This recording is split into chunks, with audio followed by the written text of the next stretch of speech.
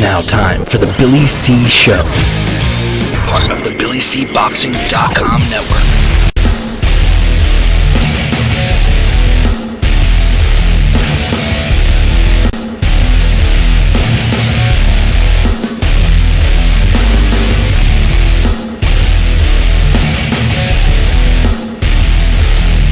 And we're coming to you live from the Billy C. Studios in Lake George, New York. I'm Bill Calogero, and it's time for the Billy C. Show. Good morning, good day, good evening. Whenever you're listening, whenever you're watching, I hope you're doing okay today. Today's show, she's being brought to you in part by Sal's Neighborhood Pizzeria and Italian Restaurant located on St. Simon's Island in Georgia. Check out the website, www.salsneighborhoodpizzeria.com, or give my man a call, 912-268-2328, 912-268-2328. Find out why I go all the way to St. Simon's for an authentic Italian meal. I got to plan a trip soon, too. Today's show is also being brought to us in part by the Title Bout Championship computer game. Check it out if you're looking to get a game where you can compare let's say a fighter like Deontay Wilder of today with a fighter of yesteryear, like a Jack Dempsey or even a Mike Tyson. That's what this game does. We love it. We use it all the time. It's our official emulation game of the fighters from yesteryear versus fighters today. Or you could just put fighters from yesteryear against fighters from yesteryear, whatever you want. Fights that never happened that you wish that did. You can set the settings. Are they in shape? Are they overweight? Who's training them? Etc., etc. Download your copy today from our website, BillyCBoxing.com. Today's show is also being brought to us in part by our 24-hour, 7-day-a-week boxing TV channel. That's right. You can catch it on all the major streaming platforms like Roku. Just go to JinikoUSA.com and sign up today. It's for free. And today's show is also being brought to us in part by my book, Tom Molyneux, From Bondage to Baddest Men on the Planet, is available right now where all good books are sold. And you can get a copy of this right now while you're watching or listening to this very show. Just visit BarnesandNoble.com or Amazon.com. Find out why I'm so adamant about getting Tom Molyneux's story told.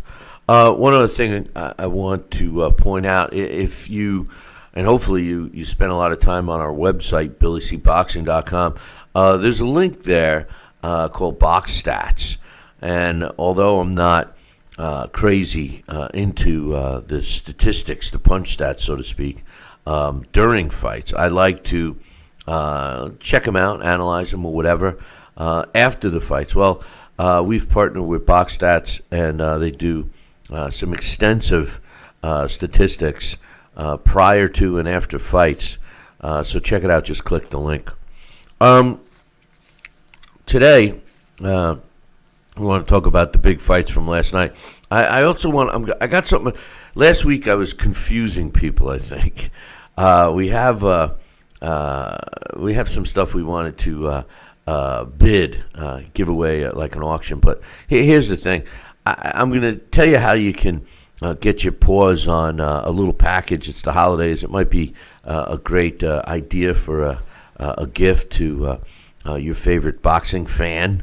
We got a Talking Boxing with Billy C t-shirt. We got a copy of my book. I got a Main Events t-shirt listing all their world champions. I got a official press kit for Canelo Kovalev, and I also have a hat from Evander Holyfield, the young Evander Holyfield, the new Evander Holyfield's son. We're going to put it all together in a package. I'll tell you how you can get your hands on that a little bit later on the show. But first, let's talk about the big fight last night. Deontay Wilder knocks out Luis Ortiz in the 7th round with a right hand that's reminiscent of what has grown to be accepted by Deontay Wilder. Personally, I had Ortiz up on my scorecards, as did a couple of the judges at the time of the stoppage. I had it 58-56 in favor of Ortiz.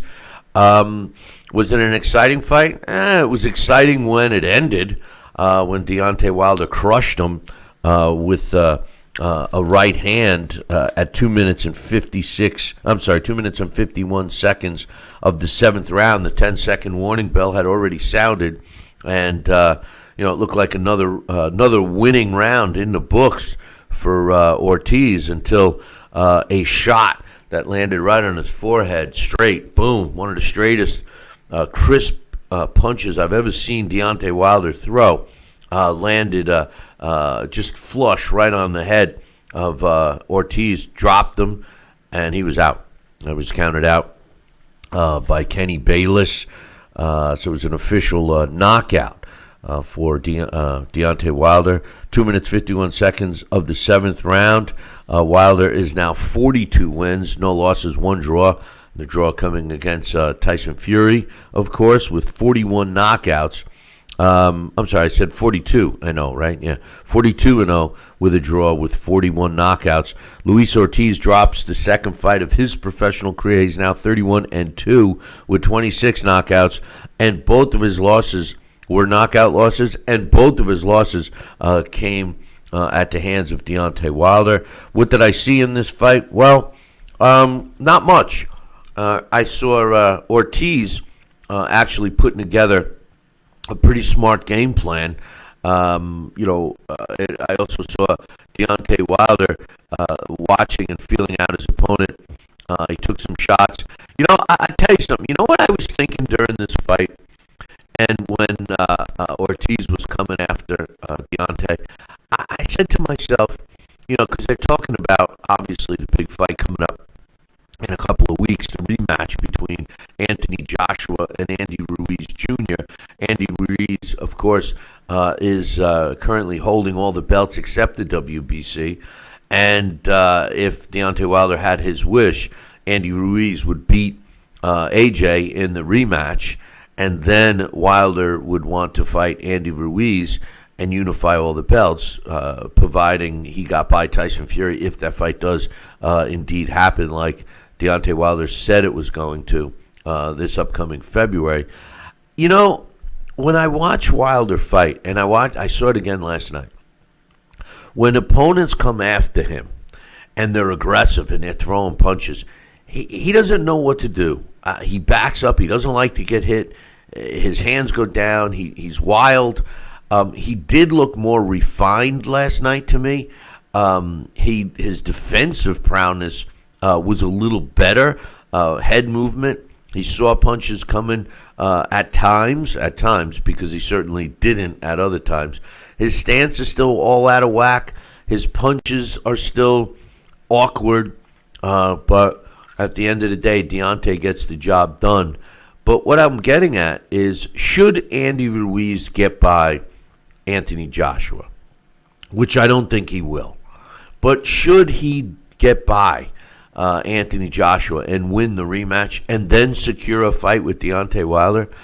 The aggressiveness, the hand speed, and the constant punching of Andy Ruiz, I'm telling you right now, is going to give Deontay Wilder some trouble.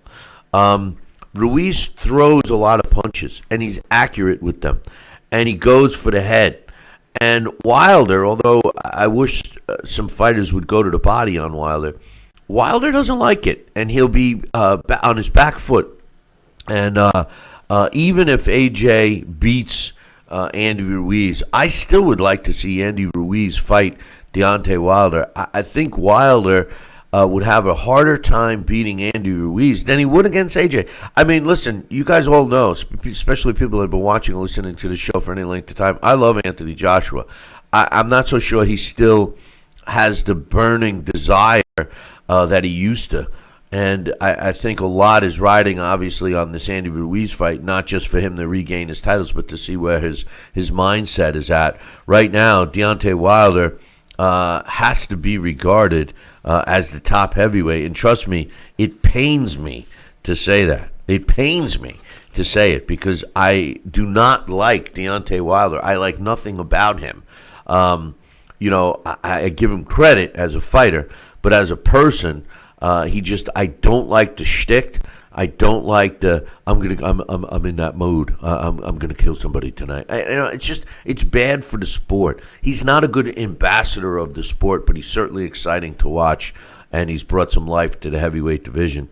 One other thing I wanted to mention, I don't know, but this PBC. I love the eye candy. All right, I'd be lying if I didn't. That gorgeous girl at the table. I'm sorry, I forget her name, but she's always so. I can't keep my eyes off her when she's on the screen. And that Jordan Plant, she's very attractive and knows her stuff. But I'm sorry, Heidi Androl, who gets to do the interviews and stuff, she ruins an already questionable, in terms of good, in my opinion, PBC broadcast, and this is every one of them, not just the pay-per-views. But this Heidi Androl is terrible. Her questions are the way she starts to, present her question. I mean, she comes across as being ditzy and zero knowledge. The other, like Jordan Plant, obviously is knowledgeable of the sport, asks direct questions, and is enjoyable to watch and listen to. But that Heidi Angel, I don't know, but she's terrible. I think she ruins those broadcasts. But also on the card, Leo Santa Cruz improved to 37 wins, 1 loss, 1 draw, with 19 of his wins coming by knockout. He fought Miguel Flores, who drops to 24-3 with 12 knockouts. I love this fight. This is typical Leo Santa Cruz, very busy. I gave 1 round to Miguel Flores, and that was the 4th round. There were other close rounds that I suppose, especially the first round, that I suppose you could have given him. I was shocked at the scores. I mean, I scored it a shutout, 119-108. There was a point deduction in the 8th round, which made that a 10-8 round because Santa Cruz won the round. But I was shocked at the judges' scorecards. One judge had it 115-112. I mean, what fight was he watching? Or she? I didn't even catch the name. The other two had it closer, 117-110. But I had a hard time giving a round to Flores, despite his at least desire to compete. But I did not think that this fight was close in any way, shape, or form. The pay-per-view opened up with a fight with Lodwan Barthélemy, who went into the fight undefeated, 15-0 with a draw, with 7 of his wins coming by knockout against Eduardo Ramirez, who is 22-2 with 3 draws. These two guys had fought once before to a draw. Ramirez, a southpaw, he didn't want it to go to the scorecards this time.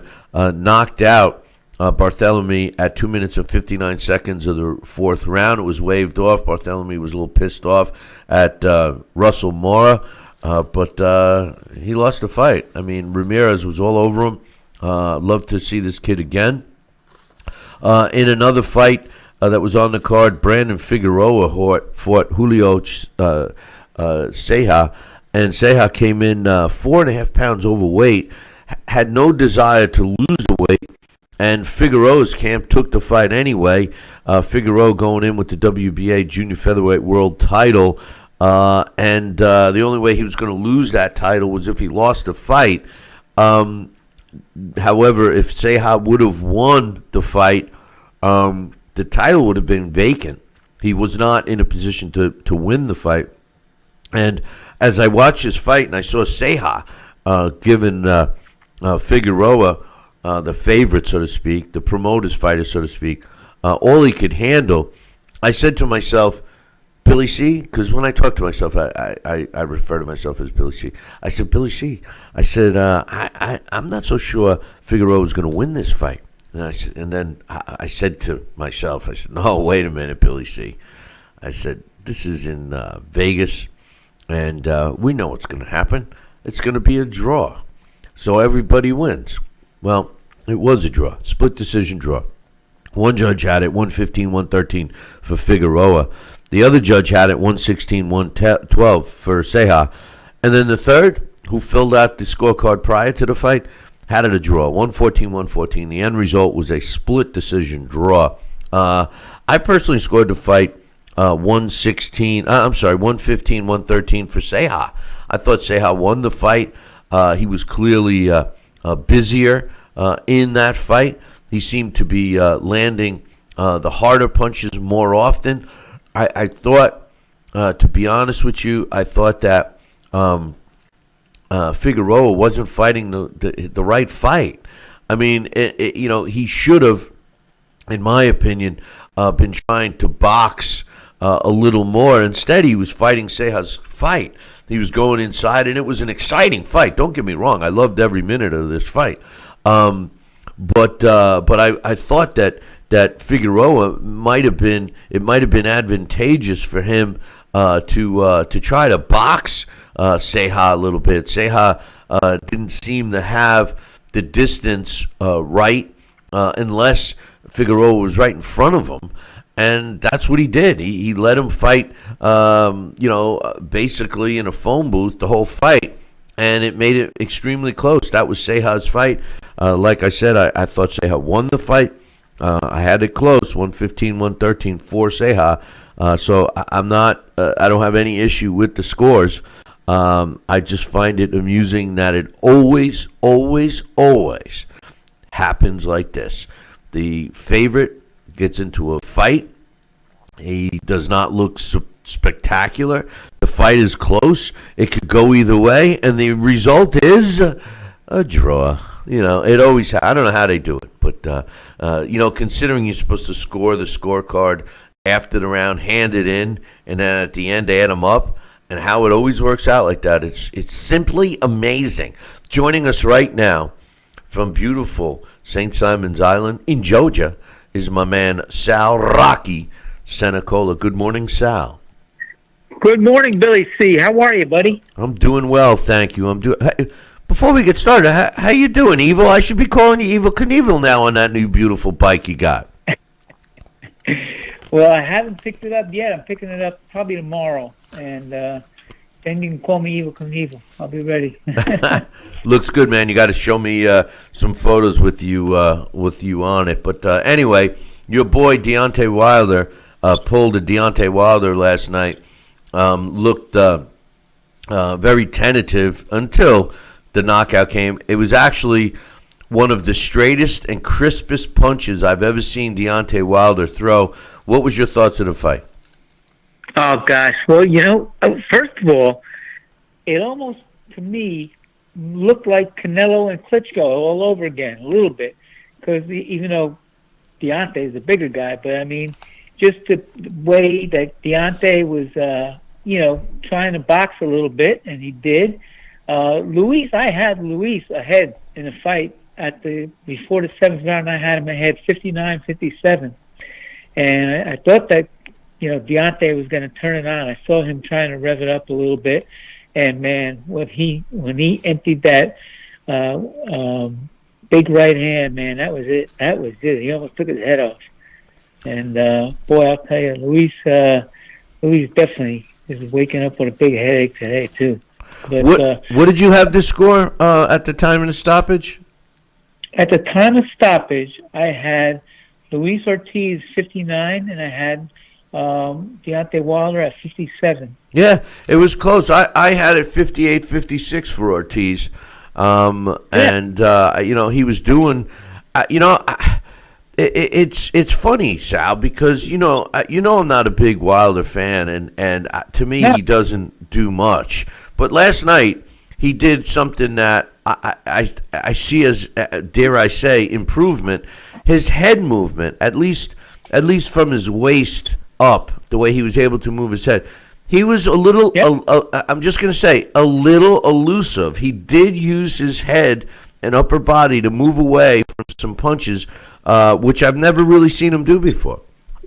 No, that was the first time I saw him, too. And I said to him, wow, maybe he's getting that right training this time. And, he's paying attention because, he had a lot on the line last night. They both did. And that's what fighting's all about.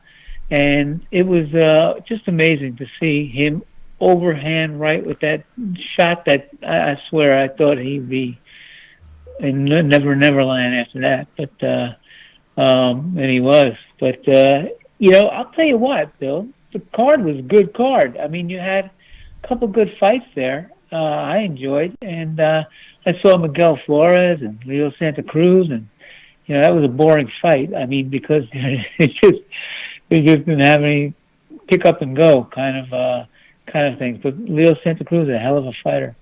I thought it was an entertaining card, Sal, but I don't think it's pay-per-view worthy. Even the main event, to be honest with you, Deontay Wilder against Ortiz, a rematch.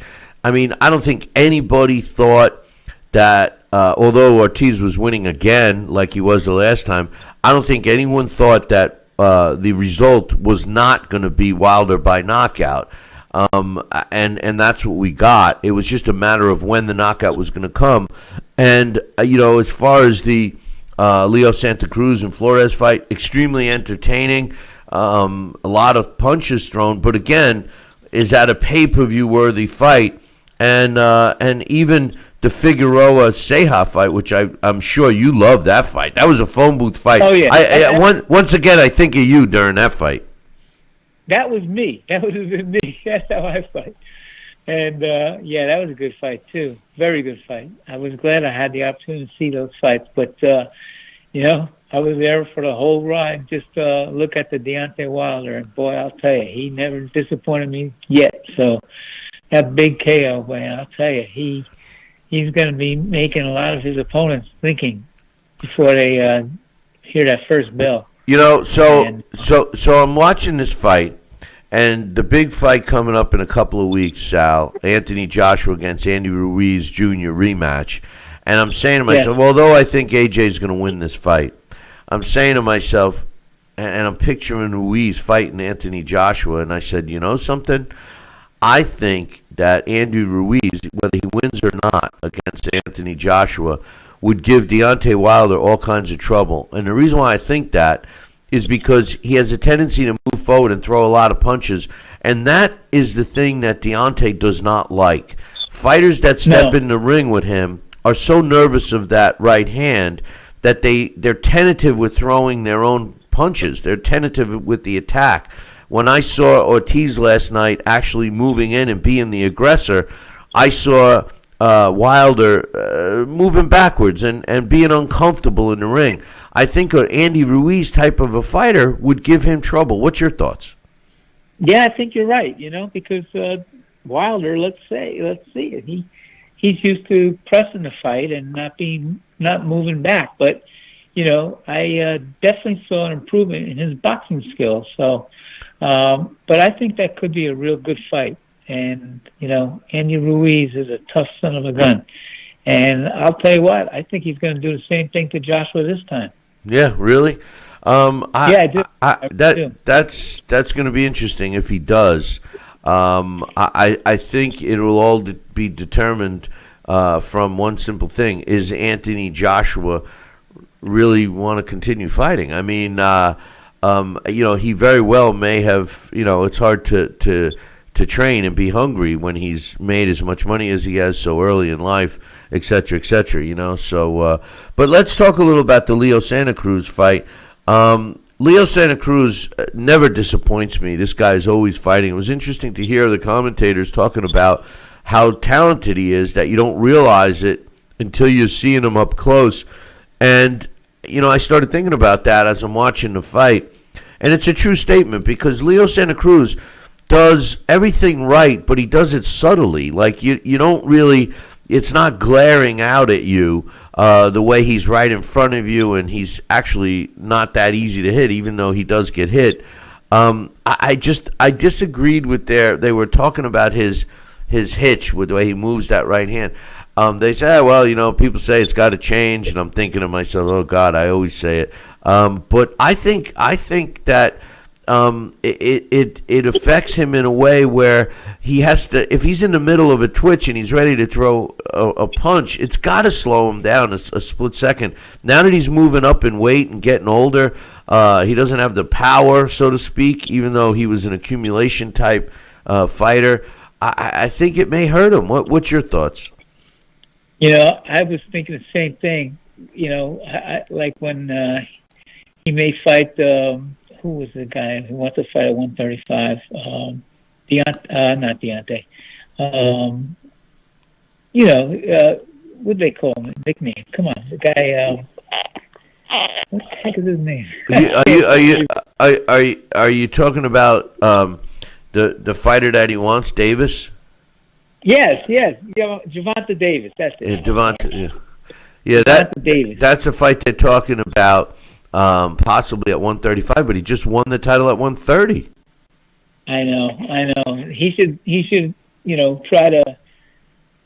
I think stay at 130 for a little while. I think as a lightweight, especially against the Gervonta Davis, that might be a little biting off a little bit too much. I don't know, and then again, he's Leo Santa Cruz. He does know how to box, and I saw him hook off the jab last night. And, he did a lot of good things. But like I said, I think I like Gervonta Davis if they ever did fight, but we'll see.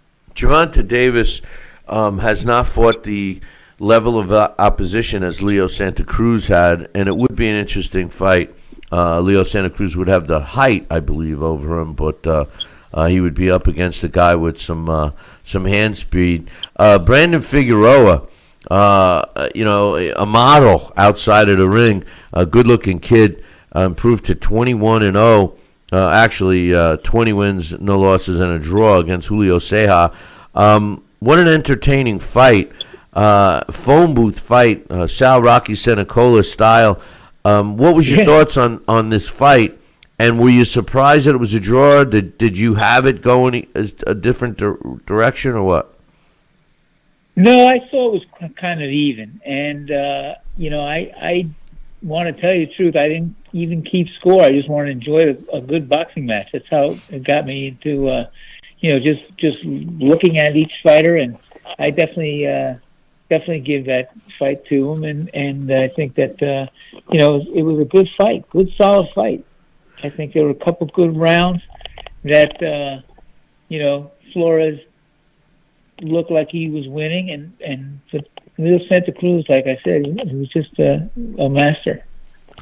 In the opening pay-per-view fight, Eduardo Ramirez stopped Ledouan Barthélemy, and it seemed to set the pace for this card, for at least what we saw for the pay-per-view portion, whereas the so-called underdog coming out and throwing punches in bunches and taking it to the favorite, because that seemed to be what took place. Obviously Deontay Wilder came back and won the fight, but was getting the worst end of it, so to speak, against Luis Ortiz, although it didn't, seem to hurt him. But, I see that trend, and, it's almost like some of these fighters that come in on the A side, so to speak, have this feeling or an attitude or just maybe it's something that they gain not even knowing it,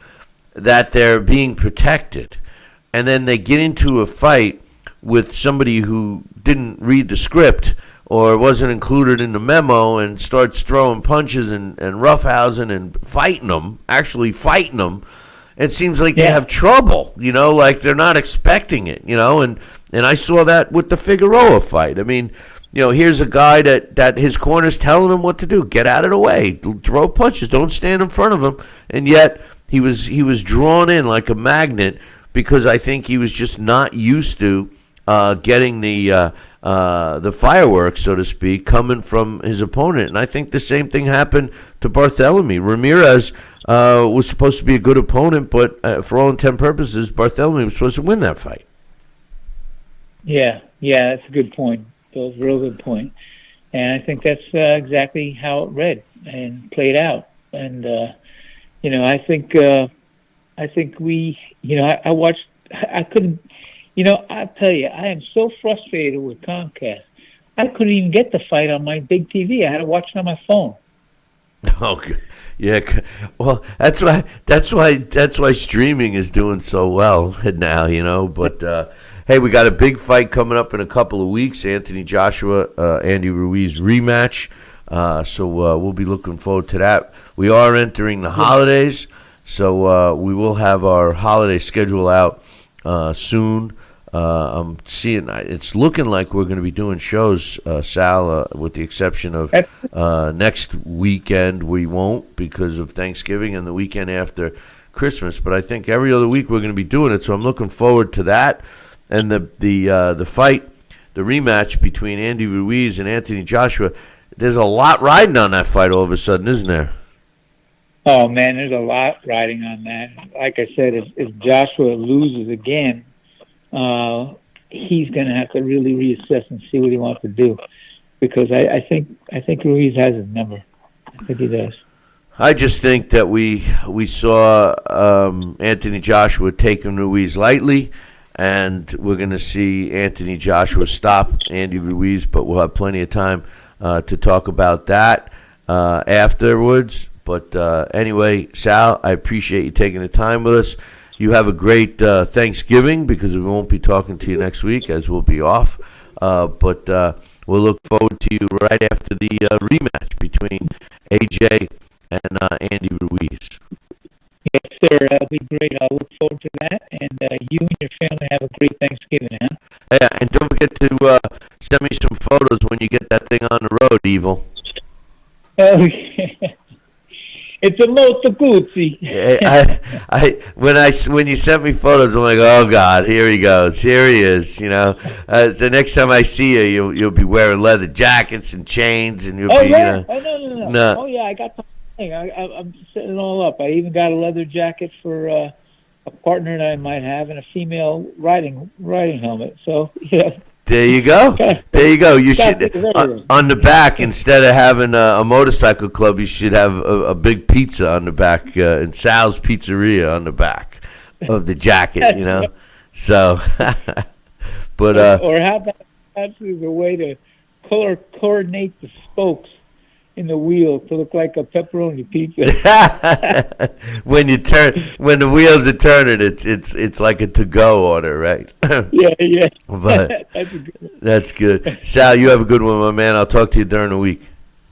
All right, Billy. God bless. We'll see you, buddy. Thank you. All right, ciao. Hey, that's my man Sal, Rocky Senecola, doing great. As you can tell, just bought an Italian motorcycle. Can't wait to see him on it. And I'm getting my butt down there pretty soon, now, especially now that it's viciously cold up here in the North Country. But one other fight I wanted to talk about real quick before we take a break was Callum Smith put his super middleweight title on the line against John Ryder. Now, John Ryder was a fighter I got to see live in Las Vegas in when was it? It was May, I guess. And I love this kid. Then I got news for you. The fight went the distance. The way the judges scored it, 117, 111, and 2 had it 116, 112 for Callum Smith. I don't know what fight they were watching. I legitimately scored this fight 114, 114. I had this fight a draw. As much as I don't like scoring draws, I thought this fight was a draw. I thought Ryder was handing Callum Smith. Smith had his moments, rocked Ryder a couple of times in the fight, but for the most part, Ryder was right in his face. Callum Smith was not using his height and reach ability in this fight, and as much as I fell in love with John Ryder when I watched him in Vegas, I don't think this is going to hurt his career at all. He'll be back. He drops to 28-5 with 16 knockouts. Callum Smith is undefeated at 27-0. Love to see Canelo Alvarez possibly fight Callum Smith. I'd like to see Alvarez even fight John Ryder. I really like to see Canelo Alvarez fight Dimitri Bivol, or Bivol fight Callum Smith or John Ryder. So many matches in the super middleweight and light heavyweight divisions. But I'll tell you the truth, both Canelo Alvarez and Dimitri Bivol would be better suited in the 168-pound class, and there would be fights like Callum Smith and John Ryder there waiting for them. But in any event, listen, we're going to take a short break, and when we come back, I'm scheduled to have Dax Khan join us, and we'll get his thoughts on the big fights, including Deontay Wilder's win, and I'm sure he enjoyed watching the card from England as well. So don't go nowhere. Billy C will be right back.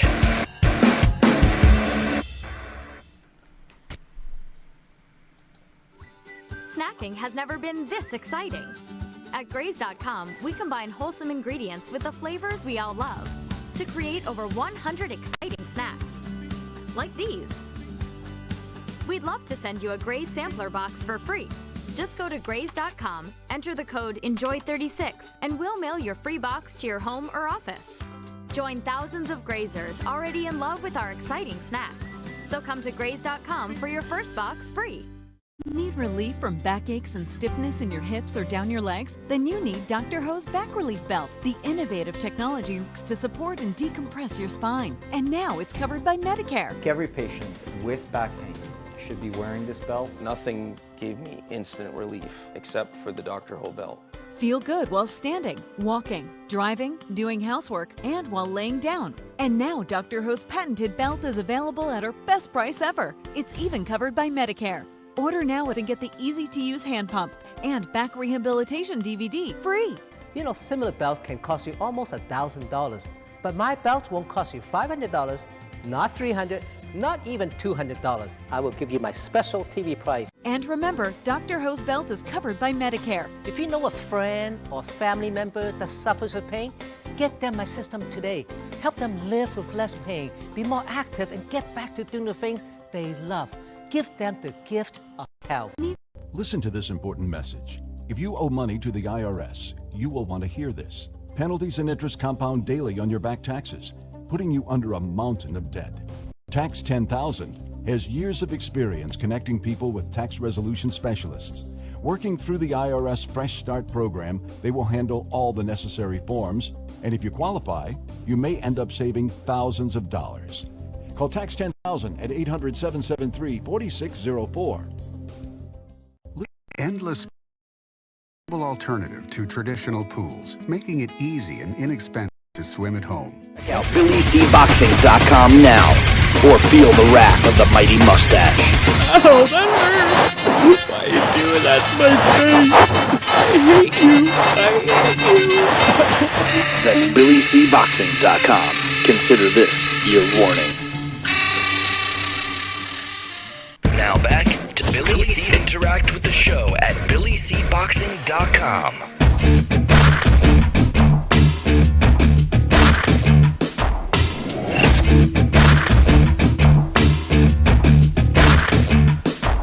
And we're back. You're watching and listening to the Billy C. Show. Glad you could be with us today. Hope everything's going right. Don't forget about our 24-hour, 7-day-a-week boxing TV channel. You can get it on all the major streaming devices like Roku, etc., etc., etc. Just visit, GynecoUSA.com. Sign up today. Joining us right now is my man, Dax Khan. Good morning, Dax.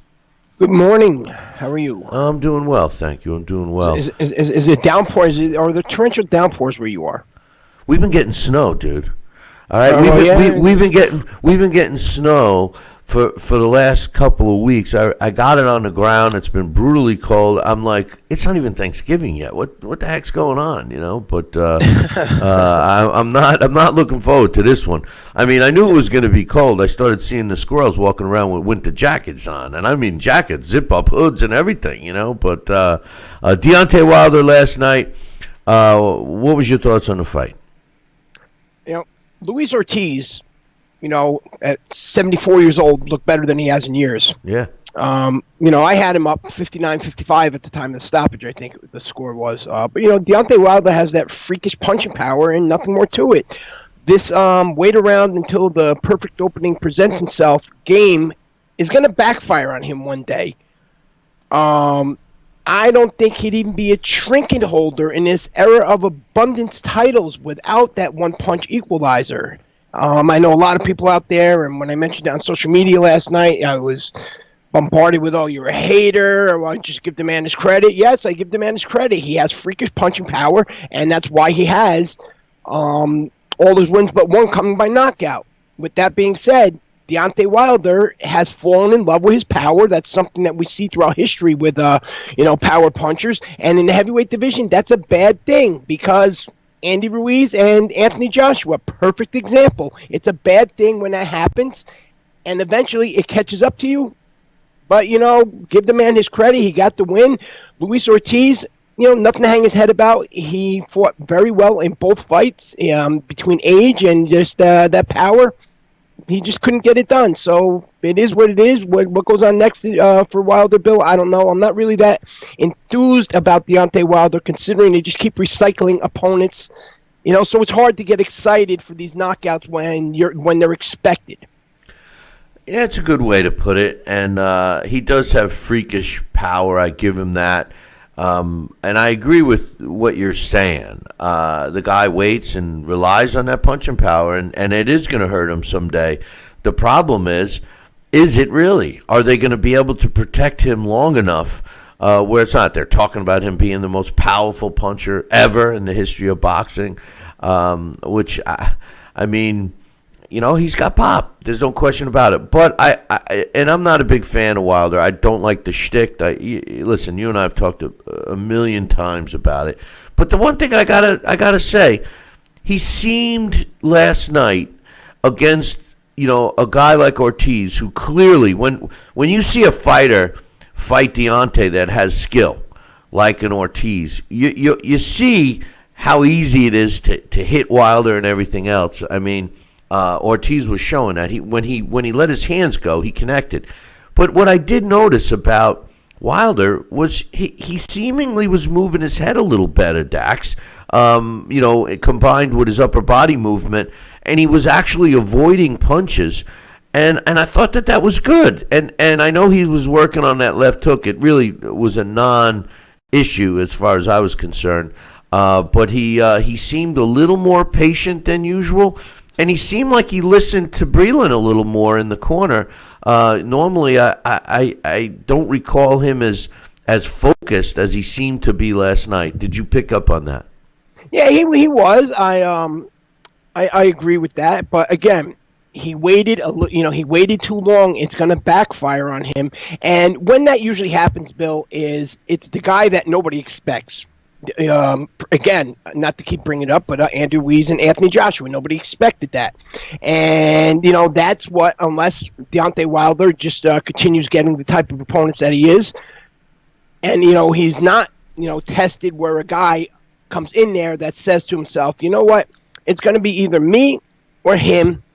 If I'm going to get knocked out, let it be sooner than later. This way I can go out and have dinner with the family. And he's going to go in there and, Wilder is not going to be able to sit on the ropes and wait for that perfect punch. And that's when a guy gets knocked out. And that's not just Deontay Wilder. Don't get me wrong. That happens to anybody that does that at that upper level, especially that championship level.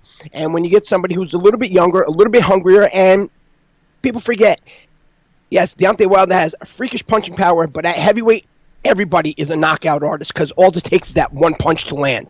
Good point. I'm watching that fight last night, and I know the next time we have a show, we'll be talking about the AJ and Andy Ruiz rematch. And you're right, nobody expected Ruiz to win that fight. I don't expect him, at least preliminarily right this second, to win the rematch. I think Anthony Joshua will win that fight, providing he indeed has rekindled the flame to be what he was. But I couldn't help but think of Andy Ruiz fighting Wilder. And I'm saying to myself, whether he wins or not against Anthony Joshua, I do want to see him fight Wilder. And the reason is because the one thing I notice about Wilder against any of his opponents, and obviously he's beaten them all with the exception of Tyson Fury, is that when he gets hit, he really goes into this very vulnerable version of Deontay Wilder. His backward motion is awkward. His hands go down. He just does not like to get hit and seemingly acts like he really loses concentration and everything. And Andy Ruiz is the type of guy that throws a lot of punches. He's in your face. He's got decent hand speed. Even Ortiz, his hand speed seemed to give Wilder trouble. I like a fight between Ruiz and Wilder, and I don't know if the outcome would be what we're used to seeing with Wilder with his opponents. And again, Bill, it goes to what I was stating on. He needs that perfect punch. I don't think it's so much that he's shelling up. It's Deontay Wilder in his mind is so concentrated on landing that punch that anything that's going on is more or less breaking that concentration. It's like you're multitasking. He's trying to sit there and think about what the guy's going to do next, avoid the punch, but meanwhile he's trying to find that perfect opening all at once, and so it makes him look awkward. And he gets overzealous, and that's why we see those wild flinging punches. Had this debate the other day about Mike Tyson and Deontay Wilder. How come Deontay Wilder, with the stuff that comes out of his mouth, is he not as popular as Mike Tyson, considering Deontay Wilder's the only, he's U.S. born, he's a heavyweight champion, he has all these wins, all these knockouts, and he says these outlandish things that Mike Tyson said, a lot more outlandish things, yet Mike Tyson, we had that backing on him. Mike Tyson was presented differently. He was built the right way. He was built from a regional star, from working, fighting in small stadiums in Troy. Then he went down to like Trump Plaza, and word of mouth got around. They were more or less there was like this little legend building about him before he was truly exposed to the world of boxing. And the difference is, one of the main differences I tried to explain is Mike Tyson. The things he said and did were genuine. With Deontay Wilder, it's almost like it's scripted. Actually, sometimes I think it is scripted, and it's hard when you realize, this isn't really the guy who he is. This guy is just saying this for attention. So you just don't get that into it. And Mike Tyson, you just get into it because you never knew what he was going to say, and it was just Mike Tyson. And the other thing with Deontay Wilder that is that Deontay Wilder, what he's going to do every fight. He's looking for that one big punch. With Mike Tyson, it was a complete package. In his prime, he had the defense, he had that head movement, he had that volume punching. You knew what he was going to do. You knew the knockout was going to come, but Mike Tyson, he was the complete package and not just a one-punch guy, and I think that is what hurts Deontay Wilder. Do you agree on that? I think, maybe if he toned it down a little bit, and he did truly box more instead of just looking for that one opening punch, that fans might be a little more receptive and say, we got somebody here besides a puncher, and even with a loss, say, this is a guy here who puts on great fights, has power, and that's what you want from a heavyweight champion. I can't stand this shtick. I can't stand I'm going to kill somebody. I can't stand I turn into the bomber. I can't stand it. I do recognize that he was forced to do it because he really doesn't have a promoter that actually promotes him. The big difference between the outlandish things Mike Tyson did and got away with, and the reason why people like you and myself get turned off by some of the things that comes out of Deontay's mouth, and I agree with you. I think if we got to meet the real Deontay Wilder, the one that loves his daughter and the one that is so loyal to Alabama, especially I'm an Alabama Crimson Tide fan, so I do have that I share with Deontay. But I think the big difference is how much the world, at least the United States, has changed in the last 25, 30 years with political correctness. I think more people are offended by some of the things he says, whereas they were entertained when Mike Tyson said it. So I think it's a catch-22 for Wilder.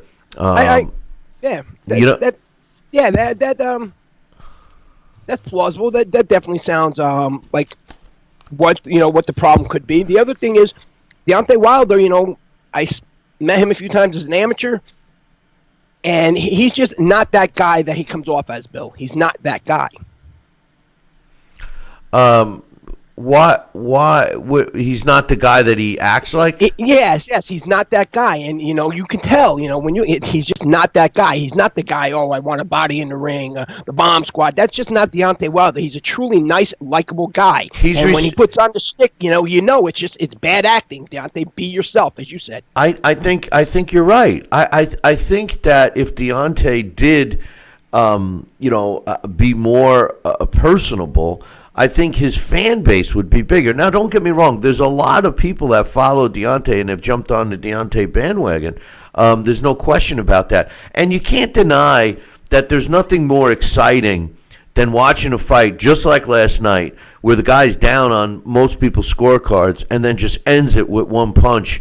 And the next thing you know, you're seeing them hug each other and respect each other. And Deontay showed some genuine respect for Luis Ortiz and the trials and tribulations he's going through with his own daughter. So you're right. You make a great point. How about if he came across, because he's an American heavyweight champion, if he came across more like a Gennady Golovkin type, talk about we love those knockouts. If he came and less is more. Do you understand what I'm saying? Don't say as much, Deontay. Just go out there, perform, and then just, don't, get rid of the shtick. Just go out there, be Deontay Wilder, promise to give a good show, so on and so forth, and everybody's just going to love what you deliver in the end. The whole rest of it is what hurts him, in my opinion. Well, the problem with Deontay, and the one thing I like about Deontay is that he's a loyal guy. He's shown this. Loyalty is an extremely important trait to me, all right, in life. And Deontay has shown loyalty to his team. He's maintained his team, and he hasn't tried to make changes when things get rocky. He doesn't point fingers, and I respect that. And to a point, he's overdoing it. And the reason why I say it is because the reason why he has to say I gotta have a body, a body bag in the ring or whatever, all the stupid stuff he says, is because he never really had a promoter investing in getting Deontay Wilder out there. So Deontay had to grab the promotional reins, so to speak, and go out there and self-promote. You and I have talked about this many times on and off the air. It's a shame in a sense. And it's finally getting to a point now where he's getting the recognition, but I'm not so sure it's because of that. I think the recognition is coming because of, obviously, the one-punch knockout power, but I think more importantly because the others that people put above him, including myself, with Anthony Joshua, have failed. So Deontay's still the guy standing, undefeated. Many people, including myself and you, most people involved with this show, thought Tyson Fury beat him. Now you wonder if that fight's ever going to materialize. It seems like he's hoping Andy Ruiz Jr. beats AJ, and then you're going to see that fight before Tyson Fury, regardless of what Deontay said, I think. Most likely. That would be a smart money fight for both guys, so... It's just frustrating. I like Deontay Wilder. I've stated on here before that I always thought he would beat Anthony Joshua just because of that power, unless Joshua happened, to catch him first. But the first Luis Ortiz fight, showed that Wilder has a pretty solid chin. And, so it's just frustrating because he is the American champion and he should be a household name like the other American champions, whether or not it's a Tyson or a Holyfield or, one of those guys. But, it's still early yet. Maybe things will turn around. But, right now I do the knockouts. I'm a Tyson Fury fan. I just would just wish that Tyson Fury, Deontay Wilder would get to that next level, the Tyson Fury fight, more or less. That's the most that you heard Deontay Wilder talked about globally. Listen, Deontay Wilder needs to beat Tyson Fury, and I got news for you. I think he will beat Tyson Fury. I know Alex is probably getting all jacked up now listening to me say that, but I do think Wilder will beat Tyson Fury next time out. Sooner, I think he's going to attack him because he realizes that Fury, for a big as man as he is, really doesn't have the punching power. But the difference between Wilder and Fury is Fury's becoming WWE, brother. He's becoming a big name and making his money in the wrestling ring. Now he's talking about fighting UFC guys. He's got other options that could prevent him from fighting Wilder. The reason why I respect Wilder at this point is he's focused on boxing. He's staying in the boxing ring, at least now. And I hope that he maintains that and that loyalty I was talking about. Not only is he loyal to his team, I hope he's loyal to the sport, because to me that would mean more to me personally about when I talk about Deontay Wilder when it's all said and done. If he stays loyal to the sport, that's going to count more to me, at least, Dax. You know what I'm saying? I know years ago a lot of guys went to wrestling because they had no choice. But guys like Mayweather and Tyson Fury had a choice. They're just going for the moolah. Right, and again, Bill, it's a different era. And Tyson Fury is a pure showman. Again, and this is the last thing we'll say on that, is when it comes to like that naturalness on coming out of somebody where you see it's not really an act, or you can tell that somebody's trying overly hard to put on this act. That is Tyson Fury. He was on this show early on in his career. I interviewed him several times, and even when it's just one-on-one, Tyson Fury's the same. There is no two sides of Tyson Fury.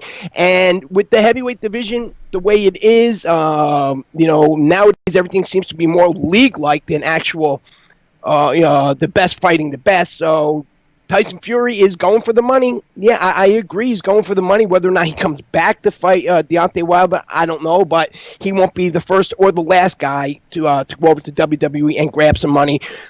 Floyd Mayweather, you mentioned him. Floyd, Tyson Fury kind of takes a little bit out of Floyd's page, where he distributes himself around to where all the fans are. And wrestling has a huge fan base, probably bigger than boxing, the wrestling fan base. So him exposing himself to those wrestling fans and coming back to boxing, that's just going to increase his fan base here 5-10-fold, I'm telling you. Some other fights on this card I wanted to get your thoughts on. Leo Santa Cruz beat Miguel Flores in typical Santa Cruz fashion. Loved the guy. I had it way more in Santa Cruz's favor at the end of the fight. I scored it 119-108 for Santa Cruz. I only gave Miguel Flores one round. It was the fourth round. Round one was close, and there was the point deduction in the eighth round. I was surprised to see a judge have it at 115-112. And I was even surprised at 117-110. I thought it was a Leo Santa Cruz show all from start to finish. What was your thoughts? Leo Santa Cruz, first it was a solid fight. Flores gave a solid effort. He's just not in Santa Cruz's league.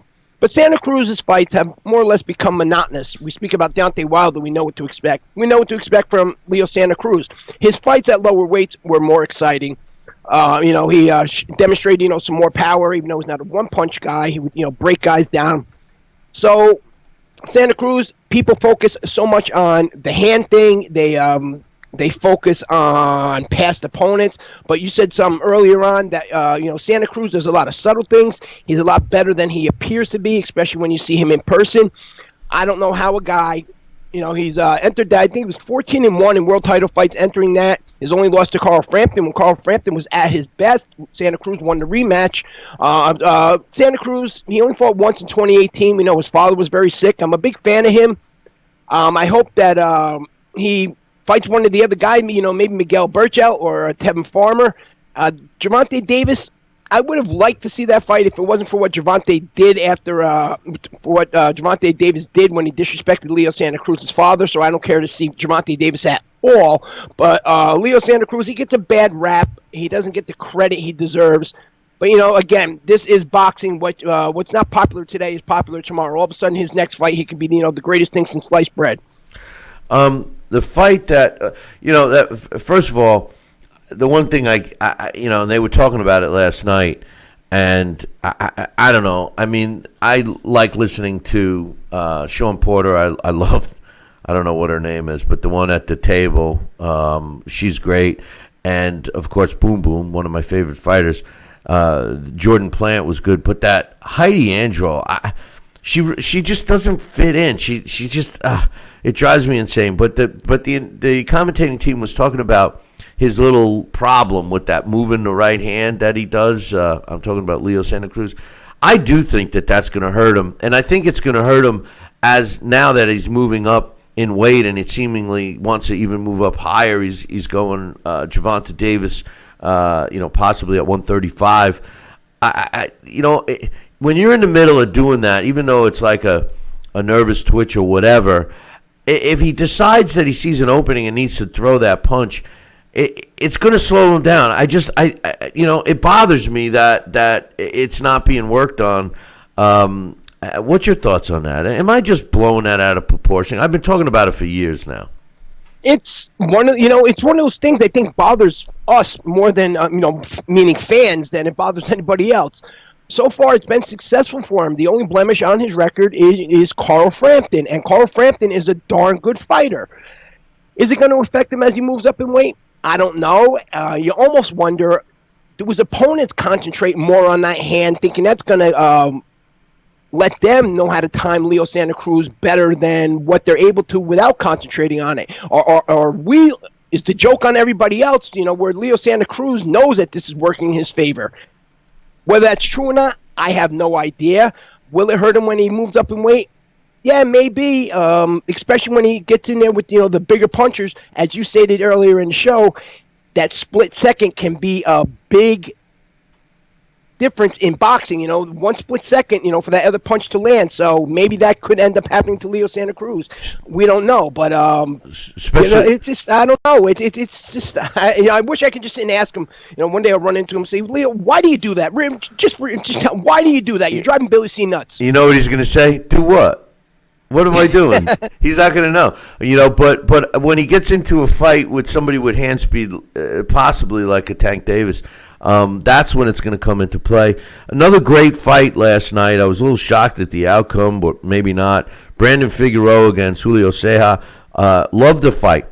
Figueroa showed that he wants to fight like his opponents fight him, even though his corner kept telling him, stop fighting so close, man, but he stayed in the phone booth, made it Ceja's fight. 115-113 for Figueroa, 116-112 for Ceja, and then the plant judge, 114-114.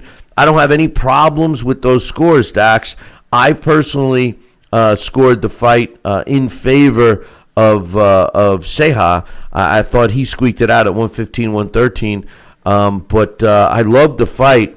And if I've learned anything, Figueroa's got a granite chin. Yeah, Figueroa is a case of title issues. He's more or less, Bill, he's a prospect. He's really not the finished product. It's just an era where you're able to get titles almost at will, as long as you have a good record. Remember, he didn't win that title. He was gifted it. He was elevated to that. Ceja came in overweight 4 pounds. Figueroa, he started strong. He finished strong. But I really don't think that Brandon Figueroa is ready for those elite guys. Ceja is past his best. He's still a good fighter, but, he came in there with back-to-back losses. I think they were both knockout losses. I really cannot picture Brandon Figueroa standing toe-to-toe with Emmanuel Navarrete or Ray Vargas. What I think a good fight for Brandon Figueroa next that would really gauge on where he is skill-wise is against Isaac Dogbay. Yeah, that would be a good one. Similar styles. They're both around the same age. Dogbay, he has some pop, but not overly dangerous, and he's vulnerable. Brandon Figueroa has a good punch on him. So I would just hate to see Brandon Figueroa end up like his brother, who turned out to be a huge disappointment. Because I believe Brandon Figueroa was actually the better fighter of the two brothers. One last thing. I'm out of time here, but I know you watched the Callum Smith, John Ryder fight. You got to see John Ryder live in Vegas. I fell in love with him that night. And I got news for you. I didn't think that Smith won this fight. I scored this fight a draw, as much as I hate it. But when I added it up at the end of the night, it was 114-114. I could have seen it going either way, but not the way they scored it. 117-111, 116-112 twice. I mean, I did not see Callum Smith as Callum Smith. He had his moments, but I saw a consistent John Ryder. I did see John Ryder get rocked twice in this fight, but he still was only rocked, and it's what it appeared from my couch. I wasn't happy with this decision. Maybe I wasn't happy with Callum Smith's performance, but I was happy with John Ryder's. What was your thoughts on the fight? Smith has made two defensive of those titles. He also has that lineal title. John Ryder, we've seen him close up against Bilal Akwe. He's better than what his record appears by. Since his knockout I think he's since his his loss to split decision loss to Rocky Fielding in 2017, he's won all his fights previous to last night by knockout. So he's no walkover. He's a much better than people realize. I don't think that he's gotten as much exposure as Callum Smith, so that's why maybe they expected the fight to be a little more one-sided in Smith's favor. But again, Smith did not perform as everybody hoped. We didn't think he was going to, we thought he was going to put on more of a dominant performance. Maybe it was just a bad night for him. But again, maybe it's just John Ryder is better than John Ryder is given credit for. So we'll have to find out into the next fight. But as of last night, I don't see, based off last night's performance, I wouldn't see Callum Smith beating David Benavidez or Caleb Plant even, or, Canelo. I certainly would not. But, we can't judge it off one fight. Before we go real quick, Bill, shame on us. We had two great fights last night on DAZN, the Andrew Consacchio and Rene Alvarado fight, where Rene Alvarado, came up with that upset win with 8 losses. Nobody expected him to win. And one of my new guy that I really like is Zucan. Did you see that? No, I did not see that fight. 1,562 punches. Wow, I missed a good one. I did watch the main event, but 1,562 punches, Bill, and he averages over 1,000 punches a fight. Yeah, I was saying something earlier to Sal, and, it seems that these young fighters that get moved up, and, I'll use Figueroa as an example, even though he didn't fall into it, but where they, they're kind of carefully moved, and all of a sudden they're in this fight against a guy that is coming at them and didn't read the script, so to speak, and they don't seem to know what to do. And I think this goes back to what we talk about all the time, that, a young fighter needs to, step up his level of opposition, increasing it little by little as he's going up. Because once they go from, tomato can to tomato can to tomato can to all of a sudden a top 10, a real legit top 10 fighter, they seem to struggle. And I wish that the promoters and the fan base, the young fan base, would accept fighters with losses today, and I think we would see better fights, even though they do seem to be getting exciting. Absolutely. I had this conversation with my mechanic the other day on how, one loss, all of a sudden a guy has no respect. Or if a guy should rattle off 30 wins, let's say, against names that aren't the most common, the most household names, all of a sudden he's overrated. Boxing, Bill, and streaming is changing this, and we've had this conversation before. Is a niche sport where people in the U.S. only recognize U.S. fighters. In the U.K., they only seem to recognize British fighters, so on and so forth. So, a loss in this era is damaging, but, a loss in honesty, doesn't mean anything until, the end of a fighter's career. And how does that fighter come back from a loss is what really matters. I always use Lennox Lewis as an example, or going to guys who get comfortable with themselves. Look at Rigondeaux when he fought Lomachenko. Rigondeaux was always used to being the guy that couldn't be hit, always used to being the guy that was a master counterpuncher that frustrated his opponents, and he was able to have his way. And when he was the one that was on the other side of that, he gave up. Why? Because he had no plan B. Hey, before I let you go, you had to be loving it when they were asking Lennox Lewis. They're going, hey, Lennox Lewis, if you fought Deontay Wilder, what do you think? And they all basically just laughed. Come on, let's not compare Lennox Lewis to Deontay Wilder. Lennox Lewis had, similar power, but way more boxing ability. And I agreed with them. And I can't help but think of you every time I start to think how good Lennox Lewis was and how.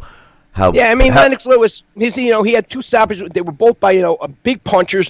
The Oliver McCall fight, that goes with the conversation we were just having where Lennox Lewis had no plan B. He was robbed despite being an Olympic gold medalist.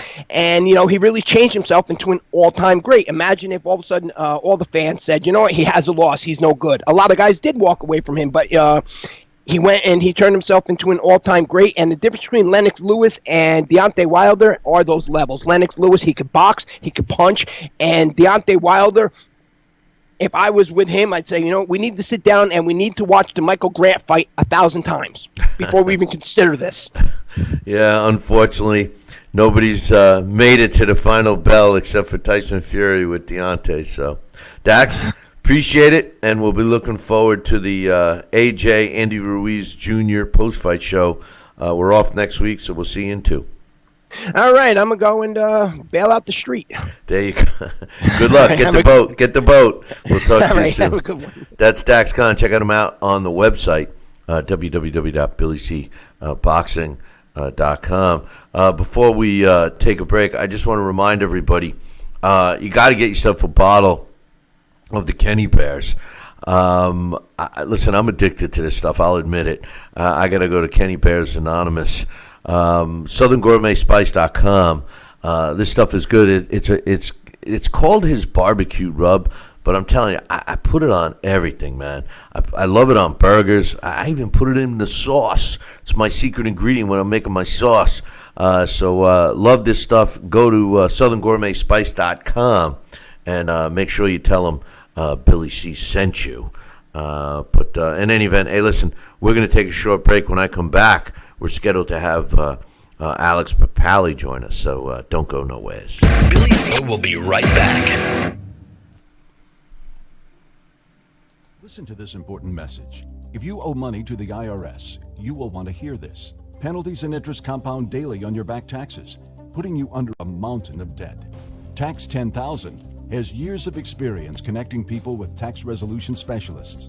Working through the IRS Fresh Start program, they will handle all the necessary forms, and if you qualify, you may end up saving thousands of dollars. Call Tax 10,000 at 800-773-4604. Listen to this important message. Need relief from backaches and stiffness in your hips or down your legs?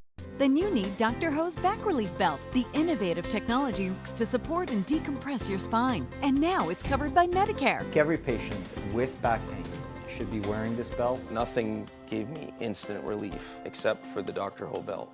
Feel good while standing, walking, driving, doing housework, and while laying down. And now Dr. Ho's patented belt is available at our best price ever. It's even covered by Medicare. Order now and get the easy-to-use hand pump and back rehabilitation DVD free. You know, similar belts can cost you almost $1,000, but my belts won't cost you $500, not $300, not even $200. I will give you my special TV price. And remember, Dr. Ho's belt is covered by Medicare. If you know a friend or family member that suffers with pain, get them my system today. Help them live with less pain, be more active, and get back to doing the things they love. Give them the gift of health. Need relief from backaches and stiff. Broken air conditioning, $4,400. Failing refrigerator, $2,500. Don't let outrageous repair and replacement bills like these bust your budget. Get the First American Home Warranty Plan. And when a covered appliance or system breaks, we'll repair it or replace it for you. We had a high-end dishwasher go kaput. They put it in a brand new dishwasher. We have plans that cover air conditioning, most appliances, plus heating, plumbing, electrical systems, and more. Plans start as low as $25 a month. Why let a major appliance or system breakdown bust your budget or go through the hassle of finding trustworthy service people? Last year alone, we saved our customers over $120 million. Don't wait until something breaks and you're stuck with a huge bill. You save a lot of money. It's absolutely worth it. If you don't have First American Warranty, get it. Call 1-800-946-6234 for your free no-obligation quote. Are you correct? Words do you care? Check out KO Fantasy Boxing. KO Fantasy Boxing is boxing's only great fantasy game. Check it out, www.kofantasyboxing.com. Select your own gym, your own fighters, track them through a season that can last from 3 months to a year, depending upon which league you join. You got to check this out, man. www.kofantasyboxing.com. Join it today. Again, www.kofantasyboxing.com, and tell them Billy C sent ya.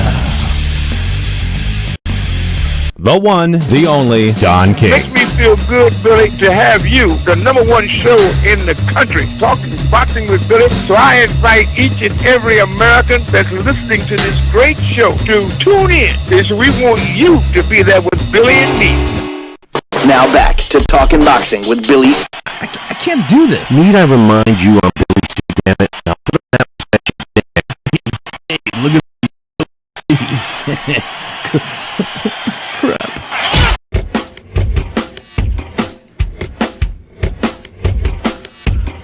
And we're back. You're watching and listening to the Billy C Show. Glad you could be with us. Don't forget, I'm going to tell you how you can get your hands on a pretty cool package deal here, maybe to give to one of your favorite boxing fans.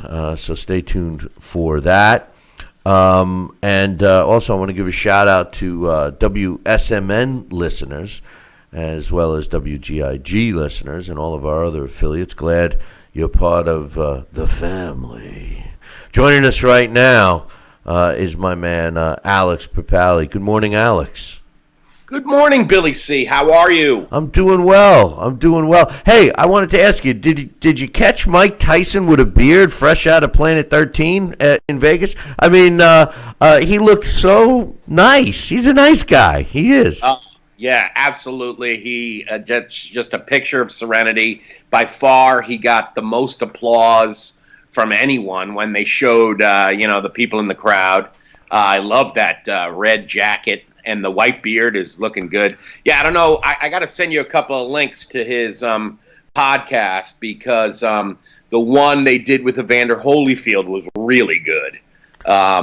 You'll get a kick out of it. I thought it was the best interview I've ever heard with Evander Holyfield. He's such a nasty guy. He does. Well, that's the thing. That's the thing. I went in there with certain expectations, and every podcast that Tyson and Eben Britton have done, really, I really can't recommend them highly enough. They really are entertaining. Stop promoting them. Why don't you go join their show, pal? I'm going to be disconnecting you in a minute. Hey, and I'll tell you, if the Tyson podcast is anything like his cartoon, I'll love it, because did you ever watch the Mystery Mobile or whatever they have? I only watched one of them, and I thought it was funny, and then I kind of lost track of it, but somebody was telling me just the other day that they're hilarious. Oh, they are. I love them. They're so funny. Yeah, it was actually the guy that recommended Breaking Bad to me, and he was absolutely right on that. So I think I better take his recommendation. What's it on, the Swim channel or something? Adult Swim. It's either on Comedy Central or Adult Swim. Because I think there's like profanity and stuff. Like that. Oh yeah. There's definitely profanity and some not nice thoughts sometimes. And isn't the Marquis of Queensberry one of the characters? Yeah, the ghost of him, and he's kind of like a perv too. And the pigeon. Oh yeah, it's great. Yeah, I watch it. It's funny. It's a spoof on Scooby Doo when they had the mystery bus and all that stuff. You gotta watch it. Anyway, Deontay Wilder last night against Ortiz does what Deontay Wilder's been doing. He looked marginal, and then all of a sudden, one punch ends the fight. I do think that he seemed, maybe it was me, maybe I'm softening up to Deontay, but he seemed like he improved. It seemed like his movement, his head movement, upper body movement improved a little. He seemed a bit more patient in there, and he also seemed to be listening to Mark Breland in the corner, something I never noticed before. I've noticed the corner, nothing good, nothing bad type of a thing going on, but last night I noticed that he was very tentative, very, very paying attention to the few words that come out of Mark Breland's mouth. And could he be turning the corner? I don't know. What was your thoughts on the fight? I agree with you. I think that we definitely saw a better Deontay Wilder than we've seen in a bit. That being, having said that, he lost quite a few rounds. A lot of people on Twitter saw him losing every round, had it 5-0. I had it 4-2. I thought some of the rounds there was very little to choose from. It was a stinker. But Ortiz was, giving him some trouble. However, Wilder clearly, just like Canelo, Bill, within the course of 3 weeks, we have seen two guys supremely confident, supremely patient in their own ability that they're just fine. If that felt like I lost that round, that's okay. That felt like I lost that round, that's okay. I'm going to get him. and they knew they were going to get them, and they got them. They got their opponents. And what Wilder did last night, I think the other thing that was really remarkable was, I'm a guy, I like guys who throw a lot of punches. So for me, the Figueroa-Ceja fight was absolutely breathtaking. Leo Santa Cruz was a little bit less than thrilling than he usually is, I thought, because Flores gave him some difficulties. So there was a lot of punches thrown, but not as many landed as usual. Well, then you see heavyweights, and those guys weren't landing much at all until it mattered. And then the whole place went nuts. So it really is one of those things that we are willing to tolerate a lot less action from heavyweights because we know they could put each other's lights out with one shot. And Wilder does that like few heavyweight champions have been able to do. I don't know if he's the hardest puncher ever, but he's got to be up there. It's amazing, his power. Yeah, it is, but hold that thought for a sec. I think you make a good point about the heavyweights and the lack of punches thrown. As long as we get a knockout, everybody forgives it. But that's the key. As long as you get a knockout, if the fight goes the distance, and even if it's a technical masterpiece from one of the two combatants, it still gets criticized unless there's a knockout. Deontay Wilder does have extreme punching power. There's no question about it. And like I said earlier, he's relying on that. It's like the quarterback who was a scrambler in college and then moves to the NFL, and the first thing they want to do is make him a pocket passer. And the guy tries and tries and tries, but when the pressure's on and when push comes to shove, he reverts back to that natural automatic phase. And for the quarterback, it might be busting out of the pocket and trying to run for a first down. In boxing, it's Deontay Wilder trying to knock out his opponent. And if he was fighting, and maybe the division doesn't have the depth and talent as much as maybe we think, but Ortiz, no disrespect to him, like Dak said, he's 74 years old, and when he let his hands go, he did connect with Deontay Wilder.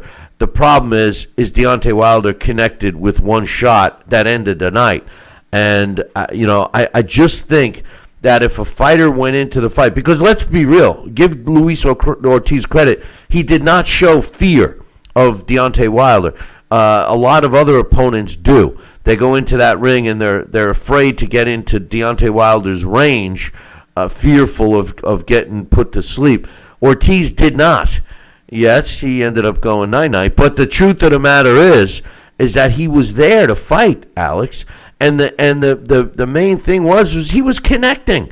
He landed some decent shots on Deontay, and Deontay doesn't like it. That's his kryptonite. Not that anyone likes to get hit, but when you land one or two punches back to back, Deontay starts going backwards automatically. His hands go down, and he goes in retreat mode. That's why I'm sure that a fighter like Andy Ruiz Jr., whether he wins or loses against AJ in a couple of weeks, would give Deontay Wilder all kinds of trouble because he's in your face. He's in your face throwing punches, and that's the way you got to beat Deontay Wilder. Yeah, I think, pressure definitely is the thing. We haven't really seen anybody try using that on him. I think the main advantage Ortiz has, I think, not only is, just his being a southpaw, I think, was definitely a factor. I don't know. Personally, I thought Wilder showed a better chin than he has in the past last night, because I thought that when he did get stung, and there was only like a couple of times that Ortiz caught him with left hooks that, or actually, I think once it was maybe a right hook in the first round. I thought that Wilder got into positions, the positioning he got himself in after being stung was a lot better than we've seen him in the past. He maintained a lot more composure this time, I thought. And I think that, I think that's coming from just the confidence of being champion as long as he has, and being able to, I think he's very comfortable with his power. And I think the other thing that he showed was that, and this is one of those old Teddy Atlas things. It's one thing having a lot of power; it's getting it to the target. When the knockout came, you can actually see.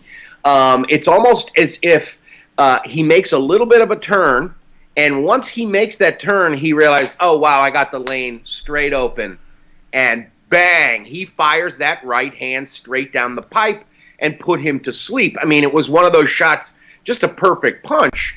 And I think, you got to give him credit for finding those angles, because that is sort of the finer points of boxing that I didn't really think we saw a lot of from him. I thought, in terms of skills, he's not the most skilled guy. He's the hardest puncher.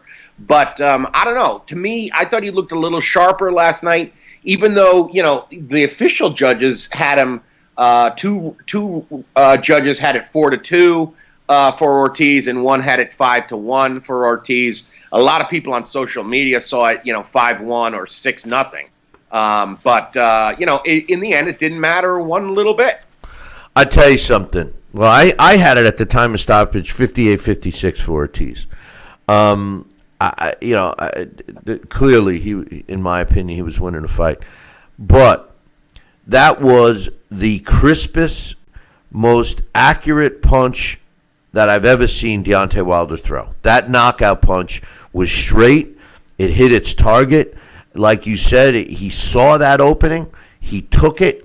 He landed. And that's something, I got to be honest, and I know I get criticized for not being a Wilder fan, and I'm certainly not, really. I mean, I appreciate his power, and I got to give him credit where credit's due. But that was the first time I ever saw that from him. This is a guy that has pop, but, he's like lightning. He never hits the same spot twice. Very wild puncher, awkward. I don't know if that's his, to his ability or what. But last night, that knockout came from one of the best punches I've ever seen Deontay Wilder throw. And if that's a result of improvement, and that's something that he can do basically on demand, so to speak, he's going to be a tough out for anybody. Oh, absolutely. And I think that's the thing about what you're what you're in for watching with a Wilder fight, unless he has an opponent that's willing to mix it up, or somebody like Tyson Fury who is trying to discombobulate him. You're going to be watching some of the thrills are just plain anticipation, because that's what it was. It was 6 rounds of anticipation, and then wow. And that's the thing, is that for me, I like bell-to-bell action. And I think, Brandon Figueroa and Julio Ceja by far delivered that. Again, we see these guys are a little north of the Inoue-Donaire fight. But, God bless the bantamweights, man. 118, 122 pounds. Those are action divisions. That fight was amazing. I thought I was okay with the draw. I thought Figueroa could have won easier had he put a little more space between them. But I think he was seduced into fighting that way because he thought Ceja would cave in because he was so overweight. And I thought that, he thought, well, he didn't think that his punches were doing too much damage to him. But, that was a really just a barn burner of a fight. And Ceja was getting hammered in that final round. I was fine with the draw, though. I watched that fight, and you're right. There's nothing better than watching a fight like that. It was fought in a phone booth. And I think that's like 2,500 punches thrown between the two of them. I think they ended up being, was it the second or third most punches thrown in that weight class? Yeah, it was up there. But Figueroa's corner kept telling him not to do what he was doing, and he wasn't listening. He was letting Ceja sucker him into that phone booth. And Ceja was not the same fighter when Figueroa did put the distance between them, like you suggest. But then Figueroa would, like a magnet, get pulled back in, and made that fight close. I ended up scoring that fight for Ceja, 115-113. But the scores were at least close. 115-113 for Figueroa, 116-112 for Ceja, 114-114. That was the judge that filled out his card prior to the fight. And it ended up being a draw. And, at first you say to yourself, oh, Camp Figueroa taking the fight 4.5. It was 4.5 pounds overweight for Ceja, another weight class. And, they take it, they put the belt on the line because obviously Ceja wasn't going to win the belt, but Figueroa could have lost it. And, at the end of the fight, he basically said, reverse of what you said. And I don't disagree with what you said, meaning that they probably thought that he had a rough camp and he wasn't in shape, so we'll take the fight anyway. And maybe it was the other way around, that he said, forget about it. I'm not worrying about my weight. I don't care about no stinking belt. I want to win this fight. And came in, and that weight proved to be beneficial for Ceja, in my opinion, Alex. Yeah, you're right. I mean, it could very well have been the difference in not being stopped. I mean, it's hard to know what's behind a guy coming in that overweight because he didn't just miss the weight. He shattered it. I mean, he was almost in the next weight class. So that's you got to figure he knew that a week out. Yeah, I mean, I think he clearly, listen, a guy that has trouble making weight and comes in overweight runs out of gas. He didn't. Yeah, he sure didn't. And that was the thing that, I don't know, it was almost like those guys, in a way, they suffered because the arena wasn't full yet. People are still filing in. Even the announcers weren't completely focused. Meanwhile, these guys are absolutely hammering each other every round. The fifth round was crazy. It was bell-to-bell action. So it really, I don't know. To me, I was surprised that we didn't see more blunt force trauma in the Leo Santa Cruz fight, but that Figueroa-Ceja just delivered in spades. Well, so did the Eduardo Ramirez fight against Barthélemy. Barthélemy, and I was saying this earlier, some of these fighters that are the A side and the promoter's fighter, et cetera, and they're protected, they get in there with a fighter that comes after them, and it's like they don't know what to do. And that's what happened in the Ramirez Barthélemy fight. Ramirez came in, no respect, and just wanted to get him out of there, and did. Somebody just asked in the chat room, are these guys purposely fighting inside to give the fans more excitement? I don't know if that's true or not, but it's certainly working because fans, which is a good thing, Alex, they're accepting and liking it. I was getting nervous that the fan was losing sight of what the sweet science is. We were kind of fooled with the definition of the sweet science by FMJ. But I mean, the truth of the matter is it's exciting, and this is the way it should be. But I also believe that some of these upper end fighters aren't being tested. Now the next evolution, so to speak, back to the way it should be, is to put younger fighters in against like opponents, like themselves, let the cream of the crop rise, and give the guy who loses another chance. Don't write him off because he's got a loss. Yeah, Yeah, I think that's, and maybe that's, I mean, I don't watch it, but the things that, just the little exposure I've had to MMA, that's one of the things, to their credit that they do is, there are matches between guys who might be once or twice beaten, and they still look at that fight as, an exciting fight. It doesn't have to be, undefeated guy versus undefeated guy.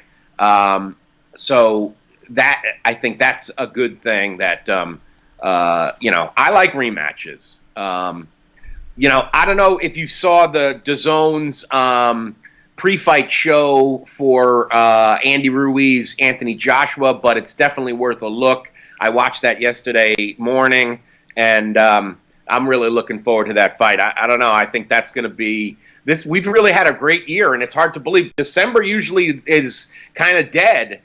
There's some fun fights in December. Usually, I mean, being a former promoter myself, I mean, usually the death of your potential gain was having a fight near Thanksgiving through the new year, and you're right.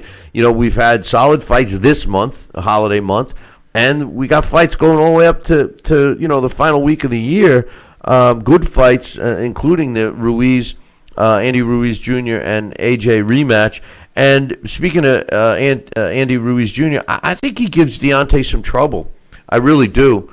I don't think he's going to come out on top against AJ, but I think that's all going to depend on Anthony Joshua. Is he serious? Does he really want to fight? I mean, he's got a gorgeous woman. I don't know if they're married or not. He's got, boatloads of cash. He's got all kinds of endorsements. I mean, what does he need to continue to fight for? If he's got the fire burning again, Andy Ruiz is in trouble. If he doesn't, Andy Ruiz is going to win the fight, and then you're going to see him fight Wilder. And I think Wilder will have trouble against Ruiz, whether Ruiz beats Anthony Joshua in the rematch or not, Alex. Yeah, I think that it's very possible that the best fighter of the current heavyweights is Andy Ruiz. I think the most skilled guy is Tyson Fury. But I think just plain raw fighter, it could be Andy Ruiz, because we saw the thing that, the thing that I think is the biggest takeaway for me with that first fight was that the times he was most dangerous was when he was stung and when he was hurt. Now, if that's not a fighter, I don't know what is. That's like Eric Morales type style stuff, man. And that's, I don't know. That's going to be hard to cope with for anybody. And the thing about Andy Ruiz is by far he has the quickest hands of all of them. Tyson Fury's hands are quick too, but Ruiz, just the kinesiology of it. He's smaller. He's got shorter arms. He can put one hand over the other when it matters and throw those combinations. So yeah, and he's brave. He's deceivingly brave. He looks like a cherub and he fights like a demon. So that's trouble. Hey, Alex, I'm a boxing guy. Don't throw words like kinesiology at me. What the hell is that? I mean, come on, man. Stop flexing your literary prowess over me, all right? Come on. I'm a D's and do's and don'ts guy, But, hey, let's talk about some. I do not see Emily Harney. I know she was up late last night at the Manfredo Jr. fight, which incidentally he won in knockout fashion, but hopefully we can get her for the Joshua fight against Andy Ruiz. But I want to keep you on a little bit longer. All right, let's talk about the most important thing of the fight card last night, all the women, okay? And the main one at the and I forget her name, the Brit, who's absolutely gorgeous. I mean, I think she's up there with all the top women. She was wearing a very green outfit. I mean, she's gorgeous. I love her. She should go nowhere. Jordan Plant, who was doing some of the corner interviews, knowledgeable, very easy on the eyes. Love her. But Heidi Androl makes me sick. She's not a boxing person. The questions, am I the only one looking at her like that? I mean, I forget that she's decent eye candy, but I mean, is she bringing anything to this broadcast? Her questions are kind of like a cross between Jim Gray and Larry Merchant twisted in with Elvira. I mean, I don't know. I don't know. What's your thoughts of her? Well, first of all, I love Elvira. I had to throw that in to keep your attention, but go ahead. I think she's all right. You know, she, you know, there was one point last night where I thought there was something she had said that I thought was that I kind of rolled my eyes a bit. Oh, I think in the post-fight, you know, I thought she handled it all right with Deontay Wilder because, you know, he's got to do that whole bomb squad thing, and she, you know, set that up, and then he did it twice instead of just once, you know. But I don't mind her. I was a little surprised that Brian Kenny was working with Fox last night because I thought he was with DAZN. I guess he must have the ability to do some freelance stuff or to go back and forth with the other networks. Guy's got to make a living. I guess so. I like Brian Kenny. You know, he's a fellow Levantowner. So some interesting stuff. I expected that it was going to be Bernstein, Malignaggi, and Ronaldo, and then it was you know, Lennox and Joe Goose and Brian Kenny, which, you know, I thought they did a good job. One of the things I did think was interesting, I don't know if you caught it, when they were talking right after Ramirez stopped Barthélemy, Lennox was talking about how, look at the way Barthélemy was just going backwards. He wasn't even thinking about what the guy was bringing in front of him. And I was like, yeah. Do you remember South Africa, Lennox? Well, you know, first of all, that was a PBC/Fox pay-per-view. So we saw the Fox broadcast team, not the Showtime. That's why you didn't see Malignaggi and the worst blow-by-blow guy in Mario Ronaldo. I don't care about his personal problems. I don't like him. But let's talk about some interesting stuff. I pulled up some archives, and you know, we were doing ranking system and stuff 3 years ago. Excuse me, almost to the day. So the first week in December, so I'm a week or so off. In 2016, which is only 3 years ago, our heavyweight rankings, we had Tyson Fury number 1, Vladimir Klitschko number 2, Anthony Joshua had risen to number 3, Luis Ortiz was number 4, Deontay was number 5, Alexander Povetkin was number 6, Kubrat Pulev was number 7, Glazkov, who's not even in the mix anymore, was number 8. Artur Spitska, number 9. Bryant Jennings was number 10. That was our top 10 heavyweights.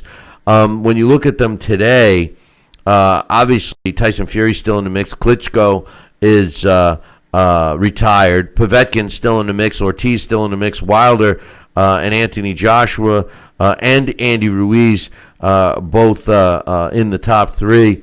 Andy Ruiz was in our top 15 in 3 years ago. So interesting moves in the heavyweight division. It really is, and I think I was a little surprised the way they kept talking about. That was Wilder's 10th WBC title defense, and I was thinking, wow, where were some of the other past heavyweight champions with 10 defenses in? I don't know. This is a weird era because I think they're all within grasp of being undisputed champion. It's just a matter of those fights, the right fights happening. But I don't know. I still think I favor Tyson Fury, but I think Wilder, you can't sleep on Wilder because he hits so hard, If anything, he seems to be getting stronger. I don't know. I think Joshua is going to get beaten again. So I think we, on December 8th, this conversation might be a little more interesting because I think we will know whether Joshua's still going to be part of the picture. I mean, think about this. This is like when Roy Jones had to come back in, what was it, the rubber match with Antonio Tarver. But even before that happened, he got stopped again by Glenn Coffey Johnson. So I don't know. Joshua can't think about anybody else. His whole thing is about Andy Ruiz. And I think that I'm looking forward to seeing Wilder versus Fury in February. I don't know. I mean, what you guys were talking about, I hope that it's just a marketing thing, the way both these guys, or all these guys really in a way, are selling themselves in such that WWE fashion. I don't know. I think some of it's the sign of the times. But as long as they keep fighting, I'm happy. That's one thing I was saying it earlier. It's one thing I like about Wilder. He's loyal. I love loyalty. Loyalty is very important to me. And as much as I don't like the bomb squad shtick, and I'm gonna kill somebody, get a body bag. Dax made a comment, and I said, he said, why do people accept it with Tyson and they don't with Deontay? And I'm curious to know what your thoughts on my answer was. My answer was, we've become way more politically correct in the world today, or at least here in the States. Mike Tyson, it was entertainment for us. People accepted it as entertainment. Now people take it literal and they give Deontay a problem with it. It's not. I would rather see the real person. Deontay does seem like he's a decent guy outside of the ring, but I'm going to eat your children's. I mean, that was fun. And even Alex Lewis, I saw my, he says, hey, buddy, what's up? And I stopped thinking, I said, well, isn't this the guy that, he took a chunk out of his leg at a press conference? And, I mean, there was definitely a lot different. But, we looked at it as entertainment. Now everything's, you don't want to offend anyone. Yes, but I think that remember, a lot of that outrageous Mike Tyson came later in his career when his skills were eroded. And he was more involved with Don King, and that idea that, yes, say outrageous things was definitely, I think, advice that was given to him. And I think that it did, he was listening to fewer and fewer people, and he just, he was a kid in a man's body for a very long time. I mean, that's the thing that was weird about this, or at least intriguing about just the timing-wise. Thursday was 33 years ago to the day that Mike Tyson became the youngest heavyweight champion ever. So it was kind of cool to see him last night being sort of the elder statesman of the fight game, even looking a little like Santa Claus. So that was pretty cool. But I do think the thing that's very, very different, Bill, when did Mike Tyson have a fight that was 6 rounds of boring before the KO? Never. Mike Tyson was never boring. Well, so I mean, the only thing I could think of was maybe when he stopped Franz Botha. He dropped like 4 or 5 rounds and then put a right hand right into Botha's mouth and put him out. So the thing about it is that it's a different age, and I think that the social media age. You don't need more substance. You just need less, because it's all fluff. Mike Tyson delivered.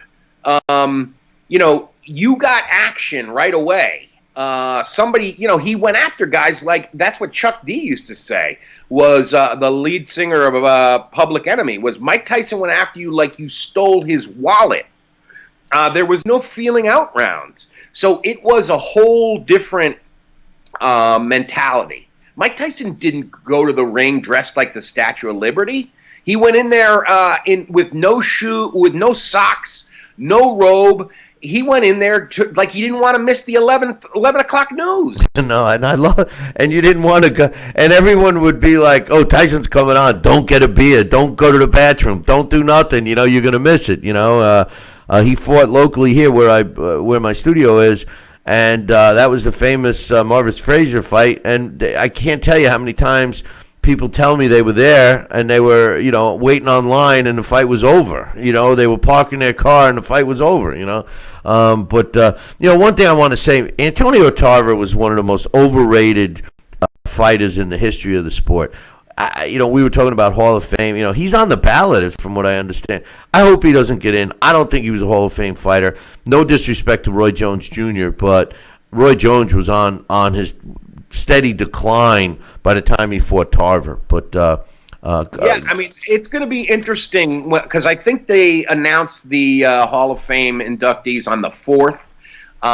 You know, I don't vote. Had I gotten a vote, I would have voted for Sugar Shane Mosley. I know a lot of people have problems with that because of the Balco thing. I'm sorry, no, I don't. I would have voted for Bernard Hopkins, Sugar Shane Mosley, Carl Froch, Ivan Calderon, and well, you and I talked about Calderon in Vegas. Why he's not in, I don't know. Oh, and Juan Manuel Marquez. Genaro Hernandez and Rafael Marquez are two guys I would have voted for in the past, but not this year. Tarver, I would not have voted for. This is a tough year.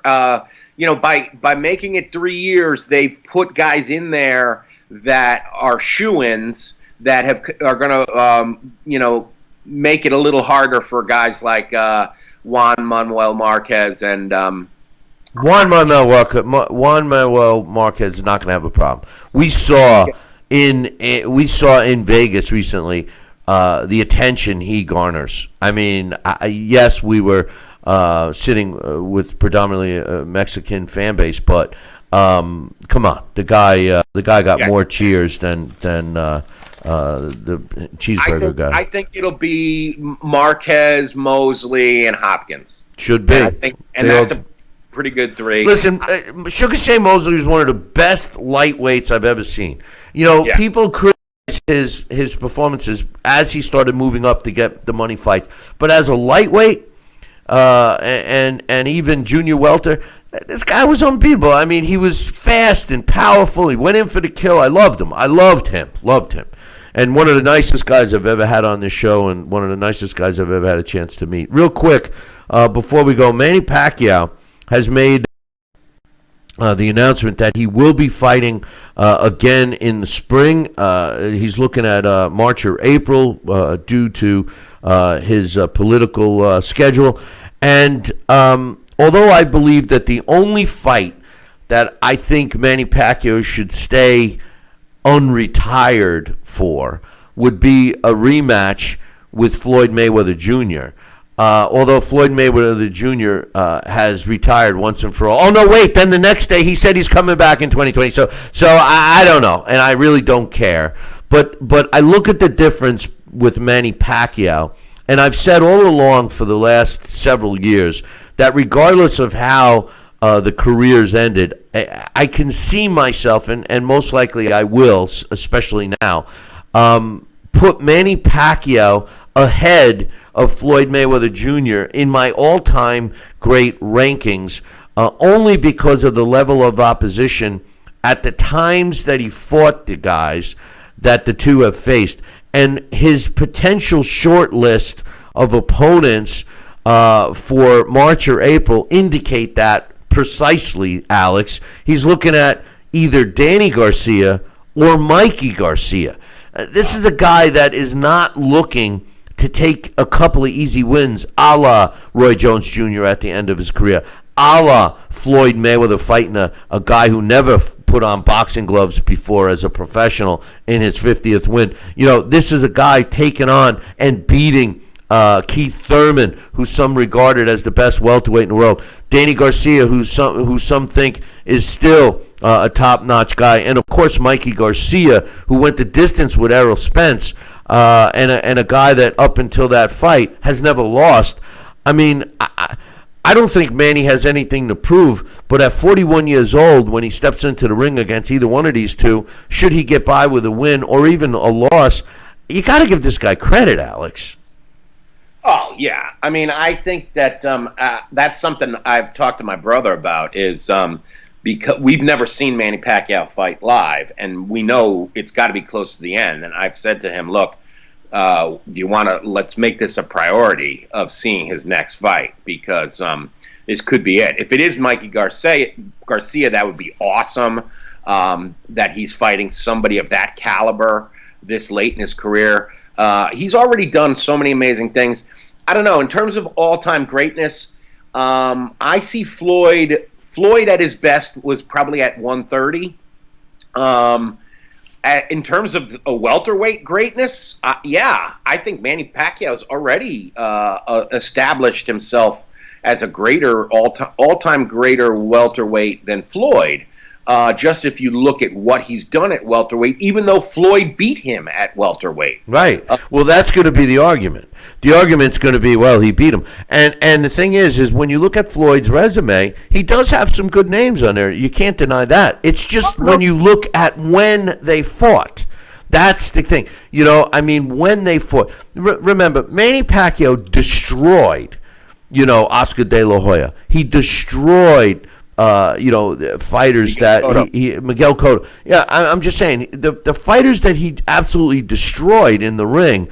Floyd Mayweather may have beat those types of fighters, but he didn't destroy anybody.